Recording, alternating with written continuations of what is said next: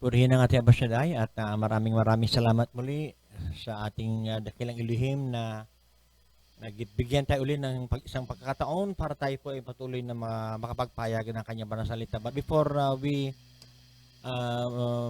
makapagpayag tayo ng kanyang salita, tayo po muna ay makakapakinig ng isang special na awitin na iaalay ng ating beloved Sister Stephanie and accompanied by Brother Dirk and Sister and Brother Gerald.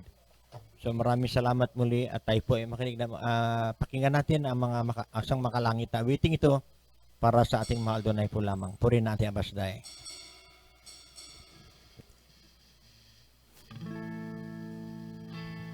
I love you and I, for your mercy never fails me. All my days I've been held in your hands. From the moment that I wake up until I lay my head, oh, I will sing of the goodness of God. And all my life you have been faithful. And all my life you have been so good. With every breath that I am able, oh, I will sing of the goodness of God. I love your voice. You have led me through the fire. In darkest nights, you are close like no other. I've known you as a father, I've known you as a friend, and I have lived in the goodness of God. And all my life you have been faithful. And all my life you have been so good. With every breath that I am able, oh, I will sing of the goodness of God. 'Cause your goodness is running after, it's running after me. Your goodness is running after, it's running after me. With my life laid down, I'm surrendered now. I give you everything. Your goodness is running after, it's running after me. Your goodness is running after, it's running after me. Your goodness is running after, it's running after me. With my life laid down, I'm surrendered now. I give you everything. Your goodness is running after, keeps running after me. And all my life you have been faithful. And all my life you have been so good. With every breath that I am able, oh, I will sing of the goodness of God. Oh, your goodness is running after, it's running after me. Your goodness is running after, it's running after me. With my life laid down, I'm surrendered now. I give you everything. Your goodness is running after, it's running after me. Your goodness is running after, it's running after me. Your goodness is running after, it's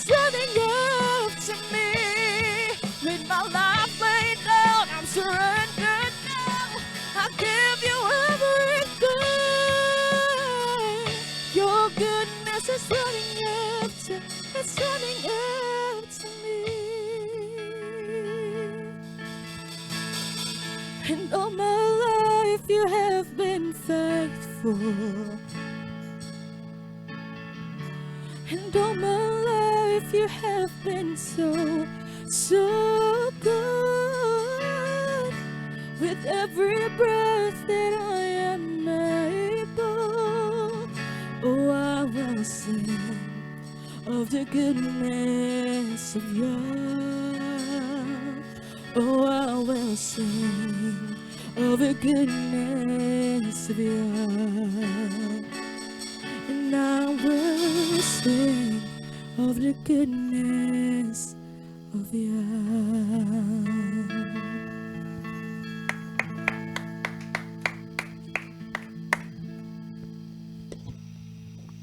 Elohim bless you, beloved Sister Stephanie, for that wonderful praise song na naalay sa ating ambasaday. Sa ating beloved Brother Gerald and Brother Derek sa instrument. Maraming salamat muli. At tunay po talaga napakabuti.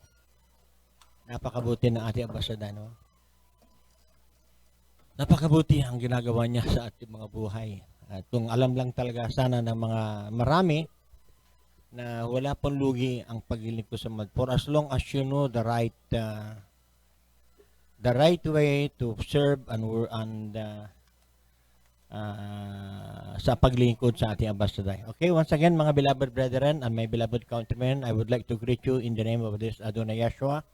Shalom to each and every one of you and to all my beloved brethren and my beloved friends and relatives. Maraming salamat muli sa pagkakataong ito na tayo po muling makapagpahayag ng banal na salita ng ating ambasaday. Very timely, napakahalaga po ito ngayong tinatalakay natin sapagkat nakikita naman natin siguro, nakikita niyo po siguro mga beloved kababayan, mga friends and relatives, yung mga kaganapan na nangyayari sa ating kapaligiran. But before we start, mga mahal kababayan, mga kapatid, tayo po na dumalangin at tumiling tayo ng gabay at patnubay ng ating ambasaday na bigyan tayo ng karunungan at katalinuhan na ating magamit sa oras na ito. Mapagpala namin ambasaday na makapangyarihan sa lahat, Elohim ni Petrarch, Abraham, Yitzhak, and Jacob, Elohim of the Hebrews, Elohim and Father of there is Adonai Yahshua Mashiach, our great adoring Savior, a very compassionate, merciful, full of grace and truth, in creator of the heavens and the earth, our refuge, our fortress, our deliverer, our redeemer, our strength, the joy, the rock and horror of our salvation, our great healer and physician, the author and finisher of our faith. Praise be to you, our great Abbasaday. Maraming salamat muli at ako po ay patuloy pong nagpapakumbaba at humingi ng kapatawaran kung meron pa po kayo mga nakikitang bagay na aking nagagawa na hindi naging kadugod sa inyo, sa aking pananalita, sa aking mga pagkilos, sa mga bagay na dumaraan sa aking mga paningin na hindi kaaya-aya na entertain pa ng aking mga puso. Pero hindi po, kung meron pa mga hinanakitan po sa sino man, sinasadya man o hindi, patawarin po ninyo ako Adonai. And I would like to ask forgiveness also who are fellowshipping with us for the first time na maging pagpapalanawa sa kanila ang araw na ito. Patawarin niyo po ang mga pagkakasala na basa. As I bind and I rebuke all the works and the walls and the plans of the devil, in the mighty name of Adonai Yeshua, hinders cast out in Adonai Yeshua's name. Hallelujah. Praise Adonai. At shalom muli, mga beloved kababayan, sa lahat ng ating mga nakikipagkaisa sa oras na ito. Okay?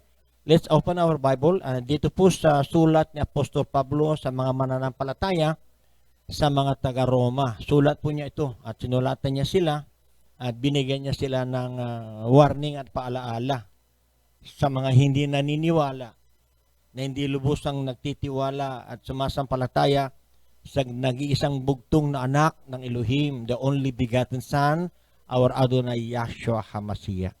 Tingnan niyo po, ito sabi po niya. At nakakalungkot nga na itong sulat niyang ito ay he directed this to the Israelites, to the Jewish people. Sabi po niya sa chapter 10 verse 1. Brethren, I'm using a King James Version, mga minamahal kabayan. Brethren, my heart's desire and prayer to Elohim for Israel is that they might be saved. I greet Abba Shaddai. Add more blessing to the reading of the Bible word. I will continue reading this, but every bibigyan ko ng emphasis ng timano yung mga talata para maintindihan po ninyo. Bakit kaya ganun ang pambugad na sulat na ito sa Kapitulo 10 ng Roma, sulat ng Apostol Pablo? Sabi niya, ang kanyang minimiti, ang kanyang nais, ang desire ng kanyang puso, ang kanyang panalangin sa dakilang Elohim na po tumawag sa kanya, na pumili sa kanya, ay ang bansang Israel o ang mga Israelites in particular. Okay? Na sila ay magkaroon ng kaligtasan, na sila nawa ay maliligtas. What do you think is the reason why ito ang nasabi ni Apostol Pablo na inaibahagi niya sa mga mananampalataya, sa mga taga-Roma? Alam po ninyo, base rito sa ating mga, kung nababasa po ninyo mga minamahal kabayan, nakakapagbasa kayo ng banal na kasulatan, makita po ninyo kung sino po yung nag-reject sa ating Abasaday. Sa ating Adonai Yahshua, the Messiah, I'm said, the only begotten Son. Sino ang tumulig sa kanya at nag-reject sa kanya during the time that he was in this planet Earth? Wala pong iba kundi mismo yung mga Pariseyo. Those people who are supposed to be the one na magdadala ng mensahe, magdadala para turuan ang mga Israelites. At sila mismo ang nagbibigay ng mga patutuo, ng mga prophecy about the forthcoming Messiah. Ngunit tingnan niyo po ang ginawa nila, di ba? Tingnan niyo po ang nangyari sa Israelites. Ito mismong mga taong ito na pinagkatiwalaan ng Oracle of Elohim para sila mag-ebanghelyo, sila mismo ang nag-reject. At ito ang sinagot sa kanila ng mga Adonai. During that time, nasa po'y nangangaral, almost every time na mayroon siyang makasagupang makasagupan niyang mga Israelites, ay talagang especially the Pharisees, may mga so-called Pharisees, mga pari, na mga ngaral, ay talagang nire-reject siya. Hindi siya paniwalaan. Ayaw siyang paniwalaan na siya yung Messiah na sinabi, siya po yung prophet na sinabi, sinulat ni Prophet Moses sa Deuteronomy chapter 18, verse 18. Alam mo niyo sabi rito sa 21 verse 43 or 42 ng aklat ng Mateo, sabi niya, Adonai said unto them, I'm using the word Adonai, at ito po ay bilang pagrespeto at paggalang sa kabanal-banalang pangalan nag-iisang Elohim na lumikha ng langit at lupa. I'm not using a transliterated name because it has no power at all to save us. Remember this, mga beloved kababayan. Makinig kayo mabuti. Adonai said unto them, did you never read in the scriptures, the stone which the builders rejected, the same is become the head of the corner. This is the Adonai's doing, and it is marvelous in our eyes. Therefore say I unto you, the kingdom of Elohim shall be taken from you and given to a nation, bringing forth the fruits thereof. So makita po ninyo, ang pangangaral, ang pagpapayag ng salita ng Adonai ay inalisa sa kanila, natulukan na finally nung dumating sa balat ng lupa at magpayag ang only begotten Son para maipakilala niya yung nag-iisang Elohim na lumikha ng langit at lupa. Alam po ninyo, talagang nakakalungkot nga dahil kung titingnan nating mabuti itong Romans chapter 10 verse, parang wala talagang kaligtasan sa mga Israelites. Those who rejected the Messiah. Not only the Israelites, but even up to this present time na mga still hindi pa rin sila lubusang nagtitiwala at naniniwala sa nag-iisang bugtong na anak. Wala pong kaligtasan. Alam po nyo, ang banal na salita, ang banal na kasulatan, salita ito ng isang Elohim, diba? And those who wrote these things, especially ito sa New Testament, they were inspired by great Abasaday. Itong mga ginamit ng mga ng mga apostles and disciples. So, makita po natin na the mere fact that you reject Him, the mere fact that you don't accept Him, or the mere fact that you're using anything, you're calling any other name other than the one, other than this blessed name na dumating sa balat ng lupa para sa ating kaligtasan, it is short in saying na hindi ka talaga naniwala. Ang tao talaga hindi naniwala sa nag-iisang element. Ang sabi po niya, nung he was in this planet Earth, the Messiah, I'm referring to the Messiah, sabi niya, I am the way, the truth, and the life. Where can you find that? In John chapter 14, verse 6. Sabi niya, I am the way, the truth, and the life. No man cometh to the Father but by me. Kaya niya po yun. Adonai said unto him, I am the way, the truth, and the life. No man cometh unto the Father but by me. So very specific, it is the one and only begotten Son who came down from heaven, who is in this planet, na dumating sa balat ng lupang ito, na nagpapahayag. Sinasabi niya, ako lang ang katotohanan, ako lang ang daan.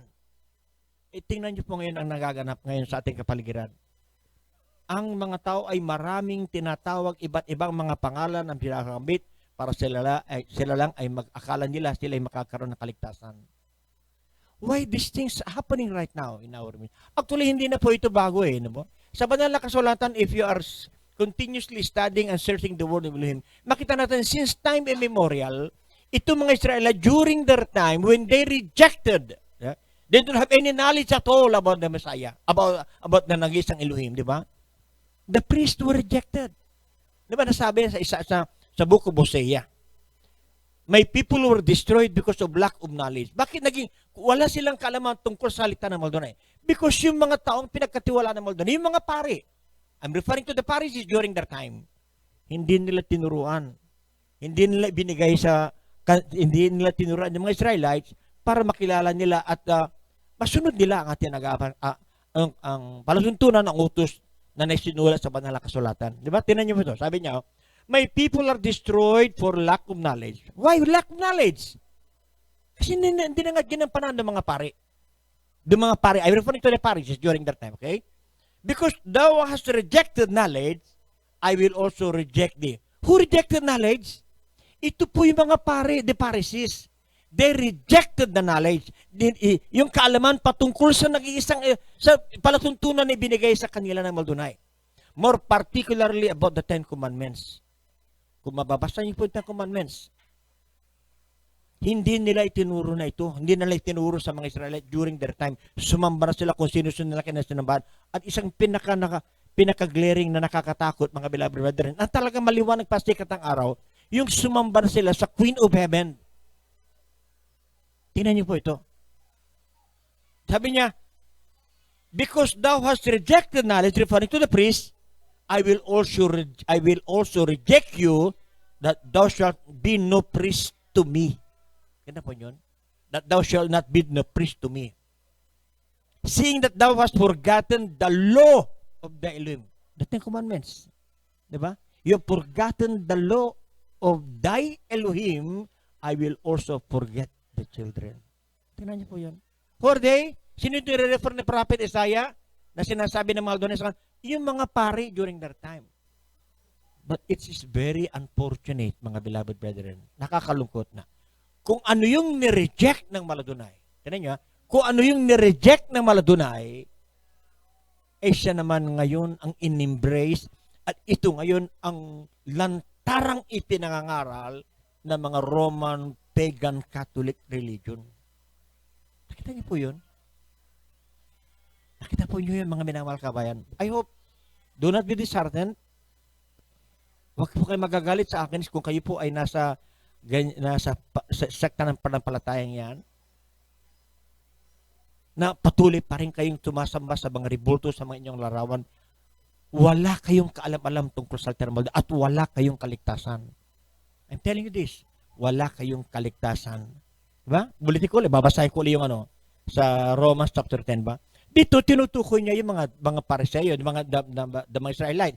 They are bound for eternal damnation sapagkat wala silang kaalam-alam na hindi na sila turuan ng maayos ng mga Pariseyo. Diba? So sabi niya, kaya nga yun ang panalangin ng Apostol Pablo. At alam niyo po, mga beloved, yun din ang panalangin, number 1 panalangin namin dito sa community ito, na lahat nawa ng ating mga kababayan, most specifically ang aming mga relatives, friends, at mga kakilala na nandiyan sa Roman pagan Catholic religion. Wala po kayong kaligtasan dyan. Ang dalangin namin, sana kayo po ay maligtas at kung makikinig kayo mabuti at unawain po ninyo, babasahin yung mabuti ang banal na salita ng Maldonay. Sabihin sa verse 2, tinan niyo sa verse 2 ng chapter 10. I'm back in Romans chapter 10, verse 2. For I bear them record that they have a zeal of Elohim, but not according to knowledge. Di ba ganyan din nangyari ngayon? They have the zeal of Elohim. Mayroong andun ang kanilang dingas, andun ang kanilang grabing paglilingkod nila sa ating nag-isang na Abasaday na lumikha ng langit at lupa. But the question is, sa ibang pamamaraan, during their time, yung tinutukoy niya mga Israelites, talaga hindi, totally, inignore nila ang ating nag-iisang Elohim na lumikha ng langit at lupa. Na tumawag sa kanila. Tumawag kay Petra Abraham, nagpayag kay Petra Isaac at kay Jacob, at yun, binigay niya yung mga 10 utos during the time ni Prophet Moses. So hindi na po nila naganap po yung mga bagay na yun. Pero andun pa rin ang kanilang kasigasigan. Sapagkat ang dami ng mga dumating na mga turo na nandun pa rin. Ngunit andun pa rin ang kanilang pag-aakala. Nakala nila yung kanilang ginagawang pagsamba ay tama pa rin. Di ba ganun din sa ating kinagisnang religion ngayon? Di ba ganun din karamihan sa mga born again ngayon? Ganun din ang kanilang paniniwala na 3 persona ang Diyos. Sapagkat yun ang sinimulan ng mga Roman pagan Catholic religion. Siyempre, ginagawa ko po ito sapagkat ang desire ko na nawa kayo ay maliligtas. Ang kaligtasan nandito sa banal na kasulatan at nandoon sa nag-iisang bugtong na anak na siyang dapat tawagan. Pakita mo ninyo, as I will continue reading. Please allow me as I will continue reading it. Sabi niya, for they being ignorant of Elohim's righteousness and going about to establish their own righteousness, have not submitted themselves unto the righteousness of Elohim. Naintindihan yun, mga beloved brethren? Dahil hindi nila kakulangan nila ng kaalaman patungkol sa salita ng Maldonay, tungkol sa katwiran ng Elohim. Ano ba katwiran naman? Katwiran ng isang Elohim na banal na espiritu. Siya po ang nagbigay ng palatuntunan doon pa lang sa Mount of Horeb sa Sinai kay Prophet Moses para ang mga Israelites during their time ay matuto sila at paano sila dapat tatawag at paano nila dapat paglilingkuran ng isang Elohim. Hindi na nasunod ng mga pare na talaga. Ganon din ang ginagawa ngayon ng karamihan. The great majority of the populace ngayon, not only here in the Philippines, but almost all throughout the world. Tingnan niyo po lahat ng mga simbahang Katoliko. Pinupugaran na ngayon ng lahat ng masasamang espiritu. Ribulto after ribulto after ribulto. They are so totally ignorant about Elohim's righteousness. Samantalang sabi naman, thou shalt not make unto thee any graven image. Pero tinan niyo po mga beloved mga kababayan. Ito ay nagbigay ng warning ng Apostol Pablo during his time sa mga manampalataya. Maybe perhaps itong mga manampalataya sa mga taga-Romans ay ganoon din ang kanila nakikita nila mga doon sa doon sa bahay nila, doon sa lugar nila na kung saan mayroong mga pagano ron na nagsasamba sila sa iba't ibang mga Diyos-Diyosan, di ba? Ngayon iba, kakaiba ngayon. Bakit? Ginagamit nila, dinidikit nila yung pangalan ng mga heroes of the Bible, mga beloved brethren. Itong ating kinagisnang religion. Meron siya tinatawag na San Pedro, San Pablo, kung sino-sino mga santo, si Mama Mary, di ba? Dinidikit nila sa ribulto. Dito sa banal na kasulatan, never you will find any one of this, ito mga napangaral nila, na sinamba nila si Mama Mary. Na sinamba nila yung mga nauna mga apostles na ginamit ng Maldonay. Parati nilang sinasabi, yung nag-iisang bugtong na anak ang dapat tatawagan na sambahin. So they have the seal, but they are truly ignorant of Elohim's righteousness. At hindi po nila nalaman. During their time, ito mga Israelites, during their time, sabi ni Apostol Pablo sa verse 4, for Hamasiach is the end of the law for righteousness to everyone that believe it. Alam po ninyo, itong sinulat ng Apostol Pablo, karamihan sa may sinulat niya, napakahirap talaga intindihin.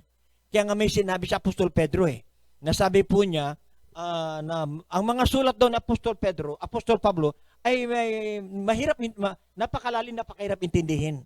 It really takes, we really need wisdom from the Adonai. Di ba sabi, an account that the long suffering of our Adonai is salvation, in 2 Peter chapter 3 verse 15, even as our beloved brother Paul, also according to the wisdom given unto him, hath written unto you, as also in all his epistles, speaking in them of these things, in which are some things are hard to be understood, which they that are unlearned and unstable rest as they do also the other scriptures unto their own destruction.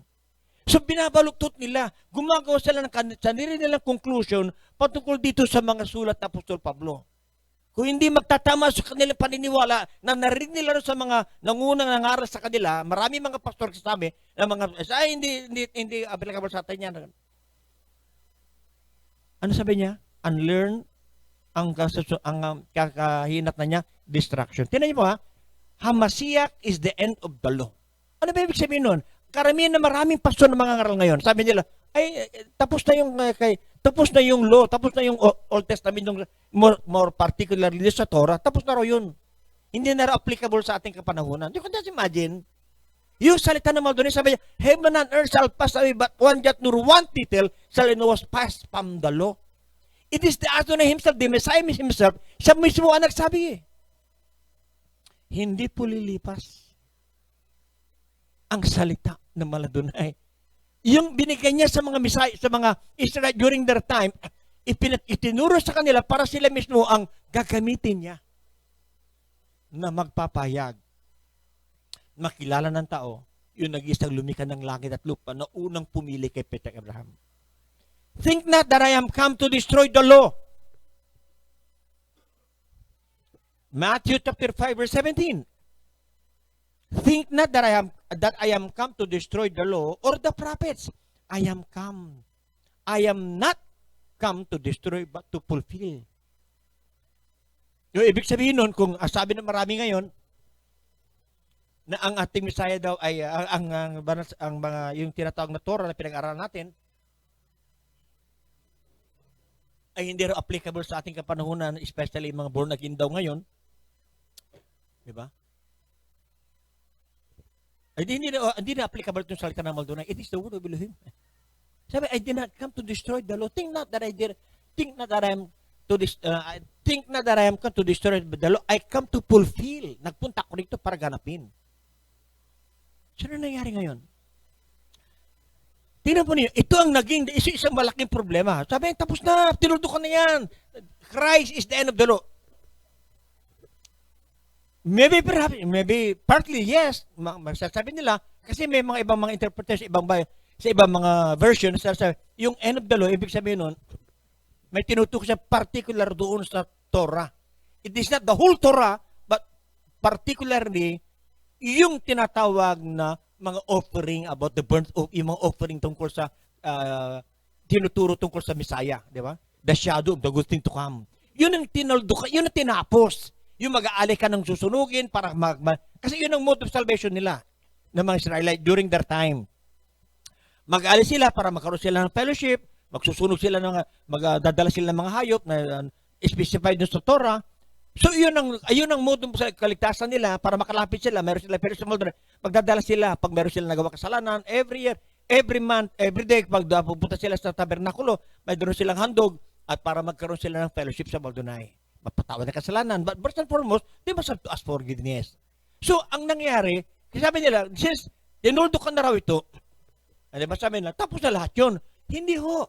Yun lang in particular na sinasabi niya na natapos na. Why? Sapagkat nung dumating yung Messiah, yung ginagawa nila roon sa first five book of the prophet Moses, yung mga offering na yun, it refers to the one that is coming. It is a shadow of the good thing to come. At yung anino na yung nung dumating ating Adonai Yeshua, the Messiah, the only begotten Son, na siya mismo ang naging sacrificial lamb who took away the sins of the world. Not the entire Torah. Alam po ninyo, mga beloved brethren, going back sa mga ginagawa ng mga kinagis na nating relihiyon, di ba? So, ang ginawa nila, nung nireject na nga na Maldonado ang mga Israelite because of that thing na hindi nila ituro, nasira ang mga bayan niya, ito na ngayon, as I mentioned earlier, ito na ngayon in-embrace ng Roman pagan Catholic religion. Rebulto sa iba't iba, lahat ng panig lahat na ng sulok na simbahan niya, tanaw na rebulto. Yun ang sinasamba nila. Yun ang ginagawa nila. Although, nilagay nila pangalan doon, yung mga pangalan ng mga santo, ng mga naunang mga, yung mga naunang mga, ginamit ng Maldonay, mga apostoles. More particularly, si Apostol Pedro, si Apostol John, si Apostol Paul, diba? And the rest of naman ang kanya. So, ginawa na sila ng kanilang mga rebulto. But during their time, if you will remember, mga beloved brethren, na nung buhay pa sa Apostol Pablo, di ba? Tignan nyo, nung buhay pa sa Apostol Pablo, di ba? Nung one time, towards the end of the book of Acts, di ba? Napadpas sila sa isang lugar, at nung sa po ay mayroong mga himalang naganap sa napuntahan nila. Anong ginawa ng mga tao? Nagpatira pa sila. Sinamba nila sa Apostol Pablo. Ang sabi na po, huwag nyo gagawin yan. Tao din katulad nyo ako, sabi niya. Di ba ganun din sinabi ng Apostol Pedro? Nung nagpunta siya kay Cornelius, sinamba siya. Sabi niya, huwag nyo gagawin yan. Tao lang po ako na katulad nyo. Ano nangyari? Ginawa sila ng rebulto. At sila ngayon na sinasamba. Sila ngayon na tinatawagan. Hindi pa nagkontento ang pagan Roman Catholic religion. Lahat ng mga mabubuting mga membro ng mga panatikong Katoliko na magagandang ginawa nila ngayong mga santo. At ito ngayon tinatawag siya na San Pedro Calungsod, siya na San Lorenzo Ruiz. Iyon na rin yung tinatawagan ng mga kawawa nating mga ignoranting mga nabulag na mga kababayan natin. At karamihan dyan din sa aking mga kamag-anak. Kaya panalangin ko, sana mabuksan isipan ng aking mga kamag-anak na ito. Ang ating mga kabayan na ang inyong ginagawa, it is karumal-dumal sa Maldonay. Walang hanggang kapahamakan ang inyong kahantungan. No wonder, mga beloved brethren, itong nagaganap sa ating kapaligiran ngayon, itong grabing kahirapan, itong grabing kalamidad, itong grabing mga pagsubok na naabot ng ating bansa. Hindi lang sa ating bansa, almost the whole wide world. Simply because sinira at hindi na sinunod ang palatuntunan ng Maldonay. Parang lumalabas ngayon na mas makapangyarihan ng taong gumawa ng kanilang sariling turo kaysa mismo sa salita ng Maldonay. Kaya sabi nga niya, heaven and earth shall pass away, but not one jot nor one tittle shall no wise pass from the law till all be fulfilled. And ang ginawa ng mga tao ngayon. Kaya nga sabi ng Maldonay sa mga Pariseo sa mga tao during his time nung siya po ay napunta rin sa lugar, sabi niya, these people draw it nigh unto me. Ito yung sinabi ni Prophet Isaiah. These people draw it nigh unto me with their mouth and honor it me with their lips, but their heart is far from me. Ito po yung mga sinasabi ng Apostol Pablo. They bear them record, for they being ignorant of Elohim's righteousness. Diba? Sumasamba sila, tingnan nyo, punta sa simbahan, sumasamba sila, nanalangin sila. Pero anong ginagawa nila, di ba? Malayan daw po sila. Ang ginagawa nila, for in vain they do worship me, teaching for doctrines, the commandments. Di ba yung commandment ng tao yan? Sasamba ka sa mga ina nyo, larawan sa mga ginawa na kami ng tao. Kaya ngayon, yun na lang ang prate natin. Nagsusumamo kami, nagsusumika kami, nananalangin kami na nawa mabuksan ng isipan ng aming mga kababayan. More particularly, yung aming mga kamag-anak, andyan pa rin sa pagan religion. How about those who are born again na ngayon? So-called born again na raw ngayon, na mga kamag-anak natin, kababayan natin. Still, we are praying for them. Because still, they are so much, still ignorant. Although, umalis sila sa pagiging member of pagan religion, ngunit dala-dala nila yung maling doktrin ng turo. But in vain they do worship me, teaching for doctrine the commandments of men. Ano ba tinuturo ng mga pagan? Yung tatlong persona.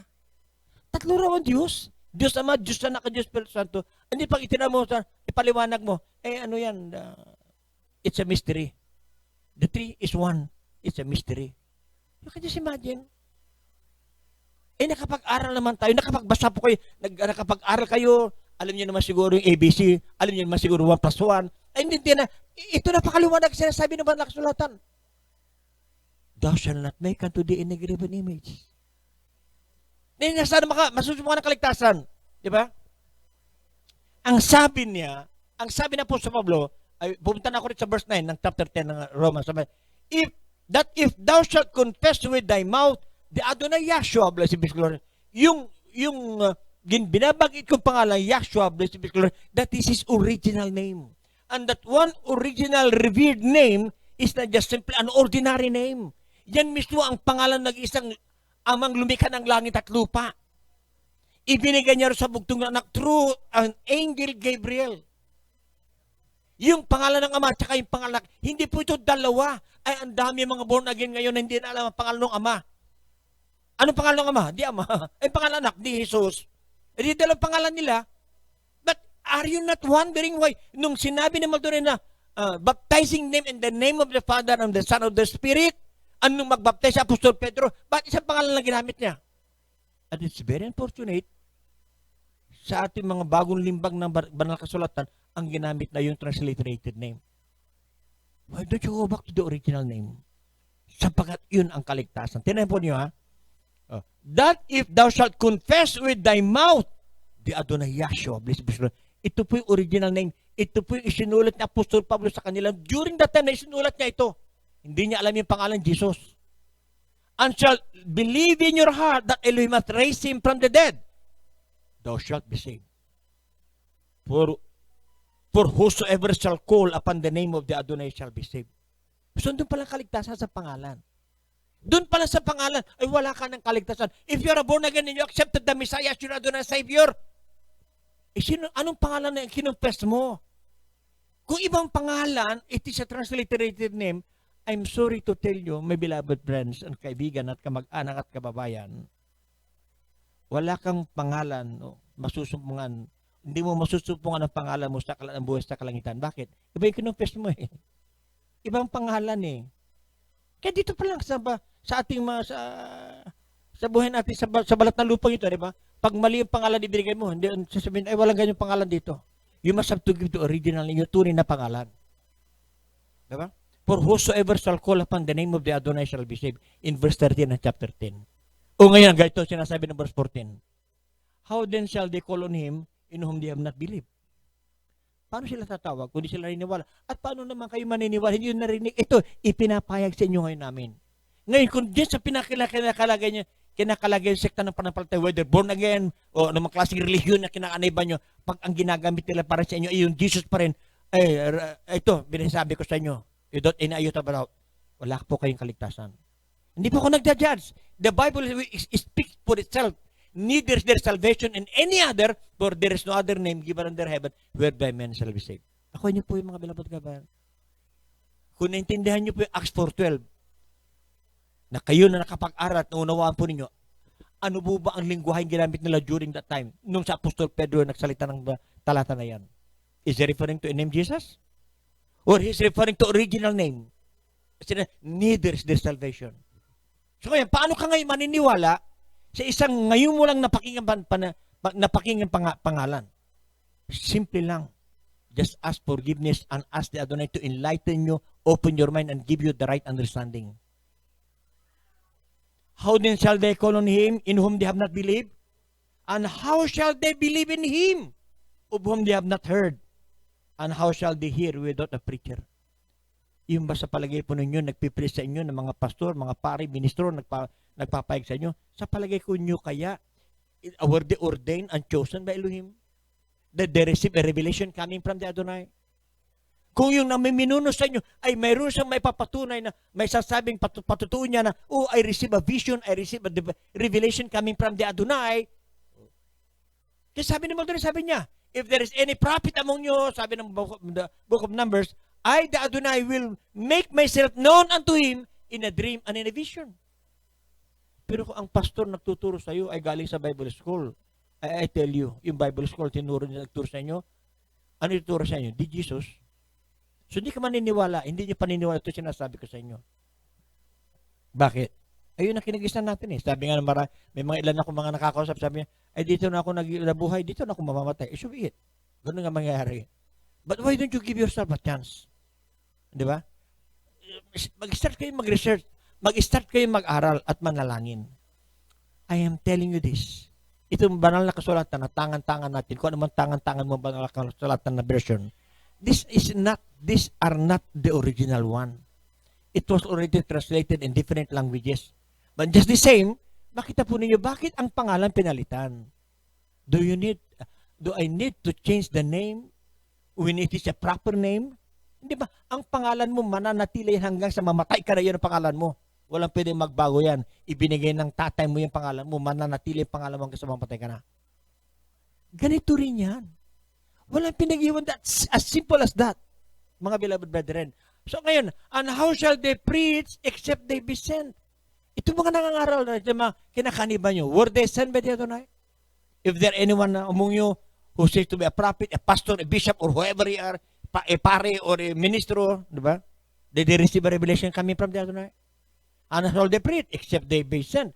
And as it is written, how beautiful are the feet of them that preach the gospel of peace and bring glad tidings of good things. Mga minamahal kabayan, it's about time that you must have to wake up. Makita po ninyo nagaganap sa ating kapaligiran. Ito nangyayaring ito. Hindi dahil sa mga ginawa natin na mga na kung saan ay sa kalukuhan natin. Hindi. Because we rejected the word of Elohim. Tingnan niyo po ito sa Isaiah. Lastly. Para makita po ninyo ha. Isaiah 24. Para at least makita po ninyo ano ang reason bakit nagkaganito ito. Nagaganap ito mga ganap nagaganap sa ating kapaligiran. Ang sabi niya, my people are destroyed because of lack of knowledge.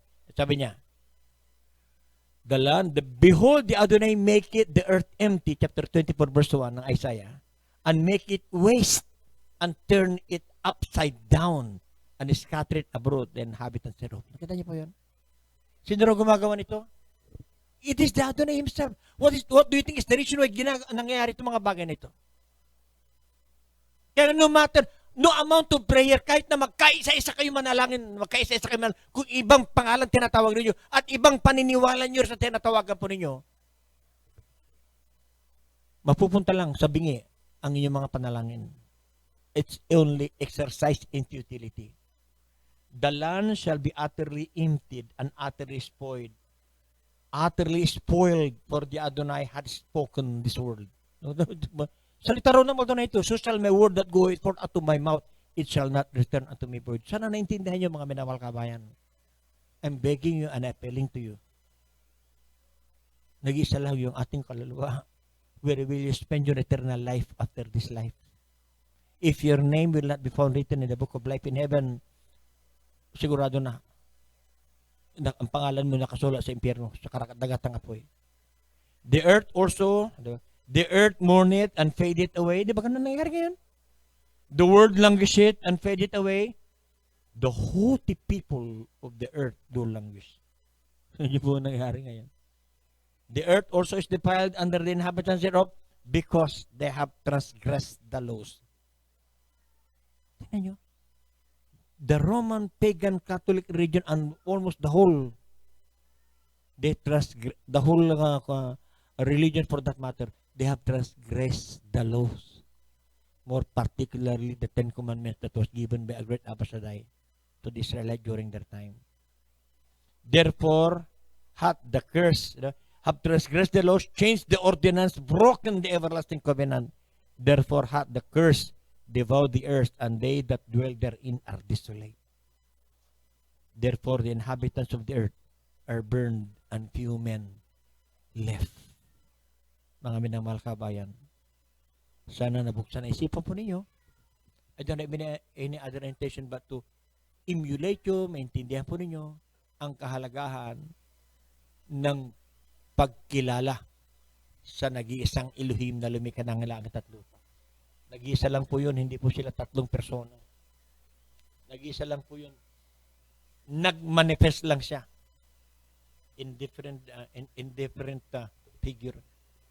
Pero yung nag-iisang Elohim, siya po ay banal na espiritu. Yung nag-iisang Elohim na banal na espiritu, siya tawag sa kanya ay Father. Hindi sila dalawa, distinct and separate. Yung nag-iisang Elohim na banal na espiritu, tawag na Father, siya po ay nagsalita. Yung salitang nakikita, this is the word. Iisa lang nagsalita, yung Ama, siya ang nagsalita. At since the very beginning, siya yung ginamit ng mode of creation. At nung dumating yung takdang panahon para ligtas niya, yung kanyang banal na salita, ginawa niya po itong laman. When the fullness of time comes, Elohim sent forth His Son, made of a woman, made under the law, How did He send His Son? Through that word of His. And the Word was made flesh and dwelt among us. Yun ang origin ng only begotten Son. Sa langit, nag-isa lang yung nakaupo ron sa trono. Kaya sabi nga nag-isang Elohim na lumikha ng langit at lupa, to be you make me equal. Wala akong katabi, walang nauna sa akin, walang susunod sa akin. Wala akong kasama dito sa langit. Nag-isa lang ako na lumikha ng langit at lupa. Ang nandito kasama ko, mga anghel na mga espiritu, ministering spirit. Is there such things there? If there are three distinct and separate, saan nakaupo yung anak? Kung merong anak, kung there is a literal son in heaven. Mga beloved brethren, the Son Himself, sabi po niya, and this is life eternal, that they might know Thee, the only true Elohim. That they might know Thee, the only true Elohim. Yan daw ang buhay na walang gan.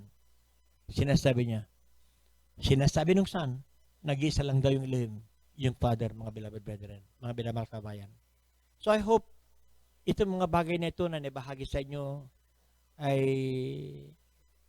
magbukas ng inyong ng damdamin po ninyo na mag-start kayo mag-start po yung magsaliksik. Isipin po ninyo mabuti mga minamahal kabayan. It is appointed unto man wants to die and then the judgment. Where will you spend your eternal life? Mapagpalami aba siya dahil na makapangyarihan sa lahat. Maraming salamat po muli ang aking pusong pinapabot sa inyo. Sa gintong pagkakataon, ipinagkaloob niyo po sa amin sa oras na ito na makapagpayag kami ng parang salita. Nawa ang lahat ng mga bagay na namutawi sa aking mga bibig ay maging pagpapala sa mga taingang may pakinig at nahipon yung kanilang mga damdamin na mag-start sila magsaliksik at mag-aral ng salita. Have mercy on them, Maldonay. Katulad din ng panalangin ni Apostol Pablo sa mga taga-Israelite, sa mga Israelites na kung saan sabi niya, ang kanyang ninanasa, sabi niya, my heart's desire and prayer to you, our great Abba Shaddai, is for Israelite that they might be saved. Even likewise right now, our beloved countrymen who are still in bondage, they are still, nandyan sila sa hidwang panampalataya ng Roman pagan Catholic religion na mabuksan isipan nila at sila'y maligtas. Have mercy on them. Have mercy on all our relatives and our kababayan. Ako'y naniniwala, Maldonay, na sa panahong katulad nito ay gagamit kayo ng tao na siya magpapahayag. Have the nerve, the courage to tell the truth. And they will know the truth. And the truth will set them free. Maraming salamat, Maldonay, sa lahat ng mga nakapakinig. Pagpalain niyo po sila at give them a chance na sila po ay makapagpatuloy sa pagsasaliksik, makapagpakinig ng iyong banal na salita through this ministry. Ipaganyan niyo kami sa anumang nakaambang panganib, terorismo at kalamidad at mga trahedya at patuloy nawang maging matahimik. Manumbalik ang katahimikan dito sa bansang Pilipinas. Lalo-lalo patuloy na paglaganap ng coronavirus. In Adonai Jesus' name I pray. Mga minamahal kabayan, like and follow us on our Facebook accounts, Twitter and Instagram. Also subscribe to our YouTube channel. Shalom and hope to see you again next time. Patuloy kayo nawang kasihan ng biyaya at banal na presensya ng ating Abba Shaddai. Hallelujah. Praise Adonai.